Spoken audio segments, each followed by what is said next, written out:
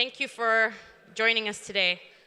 Before I start, I would just like to introduce myself. So my name is Neda Suleiman. I look after PR and communication at H&M Middle East and North Africa.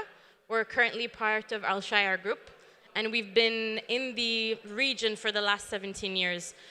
Today, we're going to talk about a hot topic, which is fashion sustainability. I'm sure that some of you have heard about it and is asking yourself questions. So I'm here to just shed a bit of light on our brand, our group, H&M Group, and hopefully you'll have some answers by the end of this session. So before I begin, let me just ask you if you know any story about H&M as a brand. Where did we start? Probably not. So about 75 years ago, we started from a small boutique in Sweden. And we quickly grew out to be this master, great fashion retailer, currently in more than 75 markets across the globe, with a lot of colleagues all around the world. In the Middle East, we currently operate in 9 markets, including the UAE. We have actually around 32 stores here. And in Middle East and North Africa, we have about 100 stores. So our brand belief is that we want to make fashion accessible for the masses. We are here to democratize fashion and make it from an exclusive thing that everyone or specific people used to get to availability for everybody. And our brand DNA stands for fashion and quality at the best price in a sustainable way. So fashion is the first thing. Quality is the second. Third is price, and encompassing all of them is sustainability. And we quickly realized as a brand that for us to move forward and make more revenue, we need to have revenue and sustainability hand in hand. So our goal was simple for 2030. We wanted to double our revenues by halving our emissions. And I know a lot of people might be skeptical. Half your emissions, that's such a big commitment. Well, we keep ourselves in check as a big brand or as a big group that we are able to, in the future, achieve this target. And of course, being in this forum is a way for us to keep this commitment. We're very transparent. We want to communicate our goals with you, and hopefully you guys can help us stay in check. So, how do we do this? Our goals, we're focusing on 3 areas: growth, people, and the planet. Growth, because at the end of the day, we're a business and we need to make profit. People, it's very important for us to bring the people that make the fashion and wear the fashion with us on this journey. And last but not least, we have to do this in a way that protects the planet as much as possible. So our strategy is very simple. We are the leaders of change in our fashion industry. For years, we've spoken about sustainability before it was fashionable to talk about sustainability. We probably didn't do a good job to communicate this to the masses, but we're really trying to make a change now. So we have the power and the resources to scale up innovation when it comes to fashion sustainability. We want to promote transparency, and this is one of the reasons why we're here today, to be as transparent as possible. And we want to engage with parties that support these initiatives. The second strategy would be circular and net zero. I've heard that word a lot today, net zero, net zero. We want to, and I can't read because it's so far away from me, climate positive approach across our value chain, obviously. We want to be net positive on biodiversity, and we're also thinking about circular ecosystems. And thirdly, last but not least, of course, we need to be fair and equal. So that means we need to offer jobs that are fair and equal, and as a company, we're very inclusive and give opportunities to everybody. So this is the linear old model of how industry used to process things. You have your raw resources, You process things, you design them, they make products, and at the end, you buy them, you dispose of them. Horrible, right? Well, we are all about a circular model. We need everything kind of to feed into each other. So we need a circular and net zero system that contributes to the jobs and well-beings of everybody. And obviously getting this job done is very difficult. And it's certainly not my job. It's everybody's job in the business and in the company. So one thing that we found interesting is that new growth relies on decoupling natural resources from our economic growth. So we know that the population is increasing. We know that economies are thriving, but resources are on a decline. So in order for us to have real growth, we need to decouple both of them and focus on a circular economy. That way, everybody is a winner.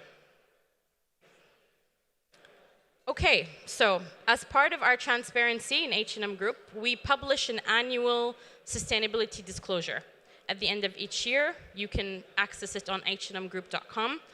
There are so many highlights that are available, but today I'm just going to take you through a few of these highlights. Okay, so we've also heard today about Scope 3 greenhouse gas emissions, right? So we found that our biggest impact on climate is during the fabric production, right? Obviously, this is very important. However, the challenge is that these productions are not necessarily all in our own hands and control, because we rely a lot on supply chain and other suppliers to provide us with like the clothes and the fashion. So it's not really in our control, but we try our best. We have aligned our climate targets with the Science Based Targets Initiative, both on Scope 1, 2, and 3. Someone might ask what's Scope 1 and 2. So 1 and 2 is basically on our own operations, and Scope 3 is across our whole ecosystem of emissions across supply chain, etc. This example here is we have closed 3 of the so-called power purchase agreements. So it's a 10-year green electricity agreement that enable us to build solar parks. The first 2 parks started to produce electricity last year, and here is one of the 3 ones, based in Spain, outside of Sevilla. And currently it's producing electricity that covers most of our own operations in Spain, Italy, France, parts of Deutschland. So our goal here is to reduce the emissions by 56% as a group, yeah? Which I know is a big number, but we'll get there. So you can see here, the trajectory is that year on year, we're actually declining. As of 2023, it was minus 22. And hopefully, we'll be able to achieve the target by the year 2030. So, as of 2023, we have been able to reduce our Scope 3 emissions by 22%, and we were able to decrease the Scope 1 and 2 emissions by 24%. Yeah? At the same time, we're boosting the availability of renewable electricity. 50% or less of that renewable energy obviously comes from the power purchase agreements, which are the PPAs. And we can't forget about biodiversity, land use, chemicals, water, and climate. And I'm happy to say that since we started this initiative back in 2017, we have reduced the water consumption used by 38% in our production, which is a huge, huge number. And of course, we need to take a holistic approach to nature and rejuvenate agriculture. And obviously, that serves everybody in the ecosystem, right? So natural resources will support circular ecosystem, serves the climate, and being fair and equal to our colleagues everywhere. All right, if I can leave you with 2 numbers that mean a lot to me as being in PR and communication, it's the percentage of sustainably used materials in our collections, right? So currently, as of 2023, Our assortment is made out of 85% recycled or sustainably sourced material. Okay, that's across all our brands, all our products. And 25% of all other materials used are from recycled resources. We want to turn that number into 100%, and we want to turn that number into 50%.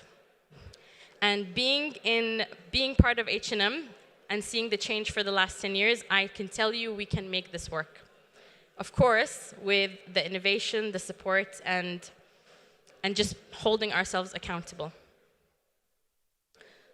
So, as mentioned, we aim for 100% of our materials to be either recycled or sustainable by the year 2030. And we know that all materials have impact on our planets, our production, and ultimately end of life. And also very good to know that in recent years, we have tripled that percentage. So we started this back in 2020, and as of 2023, we are at 85%.